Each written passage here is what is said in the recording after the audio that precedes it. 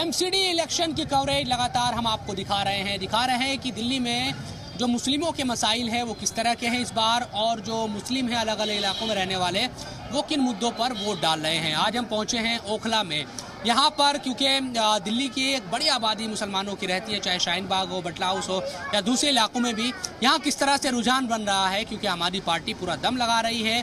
कांग्रेस के भी जो कैंडिडेट है वो मजबूत यहाँ पर है, उसके अलावा असदुद्दीन ओवैसी की एंट्री भी यहाँ पर हो गई है। तो जाहिर सी बात है कि जो राजनीति है वो यहाँ पर गरमाई हुई है। तो किस तरह से चीज़ें यहाँ रहेगी, तमाम दलों के लोगों से भी बात करेंगे, आम लोगों से भी बात करेंगे। असदुद्दीन ओवैसी की जो रैली है उसको भी आपको दिखाएंगे। मेरे साथ देखिए पूरी ग्राउंड रिपोर्ट। सियासत के धुरंधरों में इन दिनों कड़ा मुकाबला है, क्योंकि दिल्ली के एमसीडी इंतखाब में बड़े बड़े दिग्गज अपनी मौजूदगी दर्ज कराने में लगे हैं। बीजेपी और आम आदमी पार्टी किसी भी तरह से दिल्ली में अपना मेयर चाहते हैं, लेकिन मुस्लिम इलाकों में एमआईएम के सदर असदुद्दीन ओवैसी की मौजूदगी और उनकी रैलियां भी अपोजिशन की सियासी दिक्कतों में इजाफा कर रही हैं। दिल्ली के मुस्लिम इलाके सीलमपुर, मुस्तफाबाद, पुरानी दिल्ली या फिर ओखला, सभी जगहों पर यूं तो सियासत गर्म है, लेकिन ओखला में मुकाबला नाक की लड़ाई का बनता जा रहा है। आज इस इलाके की पूरी तस्वीर को सामने रखेंगे और समझाएंगे कि इन इलाकों के बड़े मुद्दों की कहानी क्या है। दिल्ली में माहौल जो चुनाव का है वो गरमाया हुआ है। आप किसी भी सड़क से गुजरेंगे आपको कोई ना कोई जो पार्टी है वो प्रचार करते नजर आएगी। इसके अलावा नेता भी लगातार डोर टू डोर अब घूम रहे हैं एमसीडी इलेक्शन के लिए। शाहीन बाग हम पहुंचे हुए हैं अब, क्योंकि ओखला में अलग अलग इलाकों में हम जा रहे हैं। यहाँ पर किस तरह का माहौल है, क्योंकि असदुद्दीन ओवैसी से लेकर तमाम जो नेता है वो यहाँ पर भी पहुँच रहे हैं। हमारी पार्टी के भी कार्यकर्ता है, कुछ और लोग भी हैं, तो सबसे बात करेंगे। लग रहा है कि वाकई इस इलाके में इस बार चुनौती है, क्योंकि आपके तो यहाँ अगर जाकिर नगर या अबुल फजल की बात करते हैं तो आसिफ जेल चले गए हैं। इन सब ये जो पूरे प्रकरण हो रहे हैं, इन सब चीज़ों से कितनी चुनौती मिल रही है? देखिए, मैं आपको बताऊं, प्रत्यक्ष को प्रमाण की जरूरत नहीं है। आप पूरे रोड पे, पूरे शाहीन बाग में कहीं भी निकल जाइए, लोग एक ही बात कहते हैं, परिवर्तन परिवर्तन। पिछले 15 साल से एमसीडी के अंदर परिवर्तन दिल्ली के लिए, वार्ड के लिए, दिल्ली में एमसीडी में भी जनता परिवर्तन चाहती है। दिल्ली में पिछले 15 साल से भारतीय जनता पार्टी की सरकार है, और जनता को क्या मिला? सिर्फ कूड़े के पहाड़ मिले, गंदी नालियां मिली, टूटे रोड मिले, एमसीडी के स्कूल आप लोग देख लीजिए। तो जनता इस बार, जैसे दिल्ली में सरकार अरविंद केजरीवाल जी की बनाई, एमसीडी में भी वो चाहते हैं अरविंद केजरीवाल जी आए, ताकि रोडों का, नालियों का, जो कूड़े के पहाड़ खड़े हुए हैं पिछले 15 साल से भारतीय जनता पार्टी ने खड़े किए हैं, इसको कम कर सके। तो इस बार जनता ने ठान लिया है कि हम सब अरविंद केजरीवाल जी के साथ हैं, और सभी लोग पूरी ताकत के साथ आम आदमी पार्टी के साथ है। परिवर्तन होना तय है। भाई साहब, आम आदमी पार्टी इतने अच्छे काम करा रही है, गिना रहे हैं, देखिए भरोसा भाई, नहीं हो रहा आप लोगों को? पिछले 5 साल पहले हमने वाजिद भाई को जिताया था इलेक्शन। कोई भी यहाँ ये नहीं कह सकता हमने जोरों शोरों से इलेक्शन लड़ाया था। लेकिन आप यहाँ चल के हालत देख लीजिए, आप हाई टेंशन पे वो गुजर जाइए एक बार।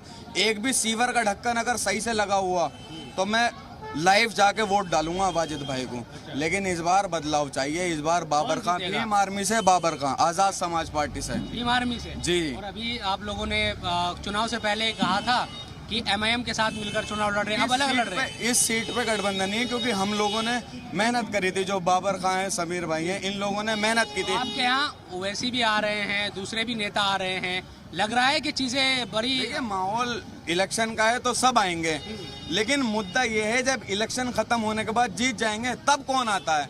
वाजिद भाई हमारे बीच के थे, हमें बहुत उम्मीद थी उनसे, लेकिन आप अलशिफा के सामने कूड़े का पहाड़ देख लीजिए, 9 नंबर पे ये 8 नंबर पे कूड़े का पहाड़ देख लीजिए। तो बदलाव चाहिए हमें, भीम आर्मी जीतेगी। तो हमारी पार्टी भी कह रही है बदलाव चाहिए, और दूसरी बदलाव का मौका हमने दे दिया था, वाजिद भाई को काउंसलर बनाया था। और भी लोग यहाँ हैं।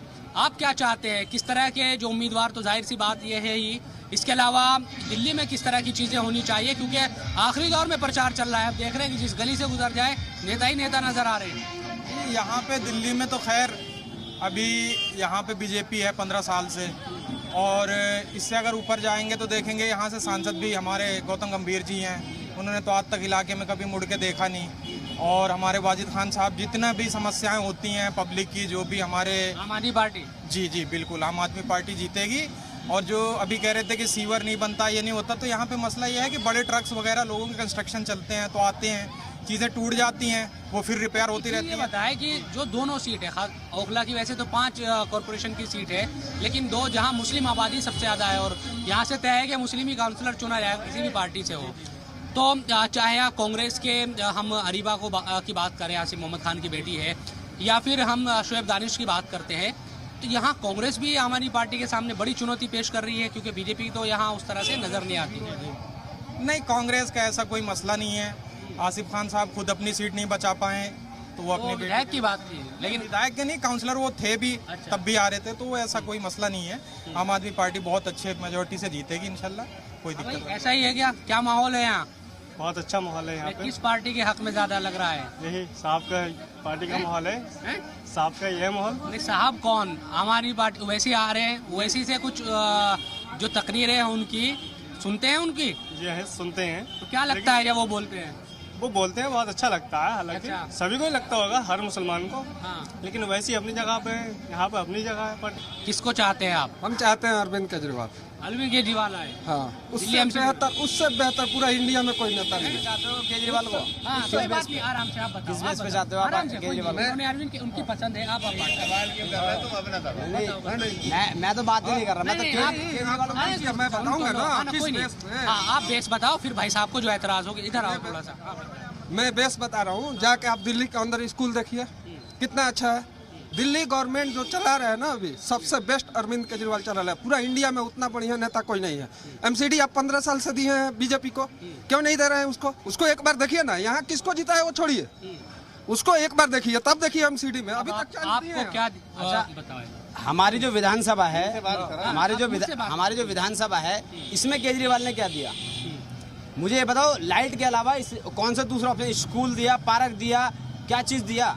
विधानसभा अपनी बताओ ना, दिल्ली छोड़ दो। आप हमारे क्या आप कमियां क्या रुक जाओ, क्या कमियां हैं? सारी कमियां हैं हमारे विधान। आप यहाँ से लो, जहाँ आप खड़े हैं यहाँ से जाकिर नगर तक जाओ, एक स्कूल बता दो नया बनाया हो, एक कब्रिस्तान की जगह, या कोई भी अदरवाइज पार्क बनाया, कुछ भी चीज बनाया हो, मुझे बता दो। आप बताइए। स्कूल तो मेरे भाई वहीं बनना जोगा भाई वहीं नया बन के तैयार हो गया। दो मदर डेयरी दी, मोहल्ला क्लिनिक दी, यहाँ डिस्पेंसरी दी, यहाँ बिजली स्टेशन दिया है जी। पता नहीं, उनको भी अपनी बात देखिए, सबको अपनी बात कहने का हक है। उनको शिकायतें हैं, उनकी भी सुनो। मेरी बात सुनिए, जितनी वो चल रहे हैं कब से केजरीवाल जो बैठे हैं, कब से दिल्ली में? 8 साल हो जाएंगे। 8 साल में स्कूल तैयार नहीं हुआ, और पूरी दिल्ली के अंदर स्कूल तैयार कर दिए। एकदम ही हो जाता है मामला। नहीं, आप ये बताइए, 8 साल में और जगह स्कूल तैयार कर दिए। 1000 रूम बनाए हैं, स्कूल बनते हैं। उनकी बातें हैं। उनको आपके विधानसभा में 8 साल में स्कूल तैयार नहीं हुआ, और विधानसभाओं में स्कूल तैयार हो गया। भाई थे ना यहाँ, वहाँ का वहाँ शिफ्ट कर दिया नया बनाकर। तो उनकी भी शिकायतें, आप आम आदमी पार्टी से जुड़े हैं? जी जी। हाँ, तो उनकी भी शिकायतें हैं, वो भी आम लोग हैं, उनकी भी शिकायतें दूर करने की जिम्मेदारी आप लोगों की है।